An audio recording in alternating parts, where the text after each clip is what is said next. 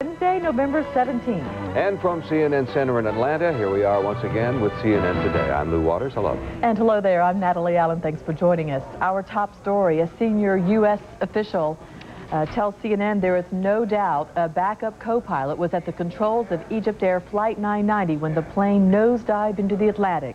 But the circumstances surrounding his unscheduled appearance in the cockpit are far from clear, and officials in Egypt are resisting any inference of criminal activity.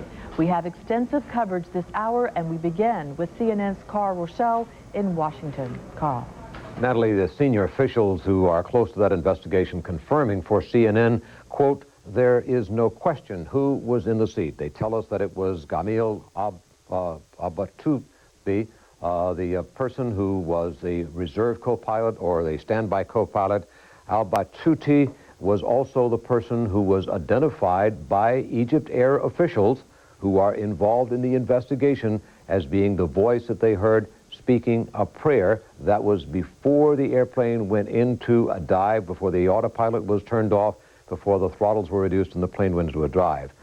We are told by officials that this is not an indictment of Mr. Batouti. This is not saying that he caused the plane to deliberately go down, but it is a situation where they want to know more. We are told that prayer is only one piece of the puzzle, that they are looking into a number of things, specifically what he said meant. They have interpreters who speak the language, the Egyptian idiom, if you will. The language is Arabic, but it is in the Egyptian idiom, and they want people who actually understand exactly what was going on in that particular area at that time and what it all meant, and they're trying to link that in. No one is ruling out a mechanical problem that Mr. Batouti discovered, which may have caused the plane to go down.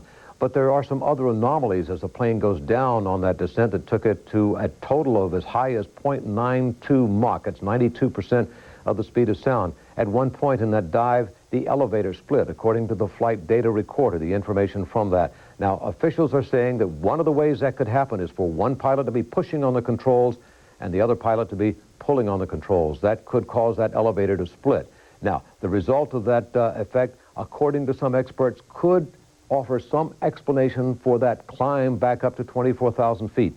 If the captain regained control of the airplane, pulled the nose up, even though the engines had been shut off at that point, there would be enough accumulated speed in that dive down that the airplane could have rocketed back up before it plunged down to the sea in many, many pieces. I'm Carl Rochelle, CNN, reporting live from Washington.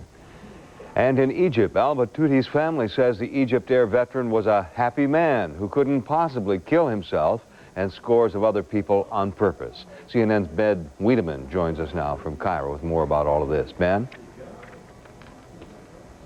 Yes, Lou, the amount of interest in Mr. Batouti here in Cairo is certainly intense. We've been speaking with some of his relatives today. They say that he was a man highly respected, a man with a very good sense of humor. And when they hear here in Cairo that it is possible, according to information coming out of the investigation, that he may have committed suicide in this plane, they say it's just nonsense. Earlier, we spoke with his nephew, Walid.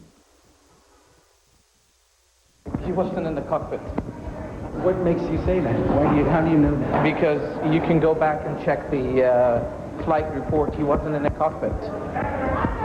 Now, was there anything recently, in recent days, that would indicate to you that there's anything wrong in his life? No.